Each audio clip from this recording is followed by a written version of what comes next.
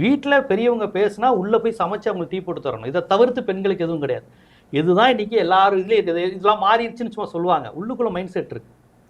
பள்ளிக்கூடத்தில் அம்மா சமைப்பவள், அப்பா பேப்பர் படிப்பார் 1ஆம் கிளாஸ். இதில் தம்பி விளையாடுவான், அக்கா கூட்டுவாள். நல்லா கவனிச்சு பாருங்க.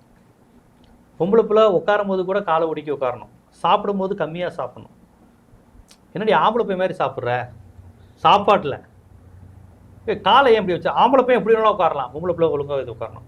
4 பேர் உட்காந்து எதாவது பேசினா பொம்பளை பிள்ளை அதை கேட்கக்கூடாது. ஏன்னா நீ எதுக்கு இதெல்லாம் கேட்குறப்போ? அப்போ இதில் இருந்து பெரியாருடைய கருத்தை நீங்கள் பார்க்கணும். இந்த ஆணாதிக்க சமுதாயத்தில் வந்து பெரியார் என்ன சொல்கிறாருன்னா, திருமணங்கிற அமைப்பு என்னவா இருக்குது? இந்த வீட்டில் அடிமையாக இருந்தியா, போய் இன்னொருத்தன் வீட்டில் போய் அடிமையாக இரு, அந்த குடும்பத்துக்கு வாரிசை பெற்று தந்துக்கிட்டே இரு. அதுக்கு தான் சொன்னார் பெரியார் கர்ப்பப்பையை அறுத்தறிங்கிறது இந்த இடத்துல ஒரு முழக்கம். ஆப்ரேஷன் பண்ணி எடுங்கிறது கிடையாது.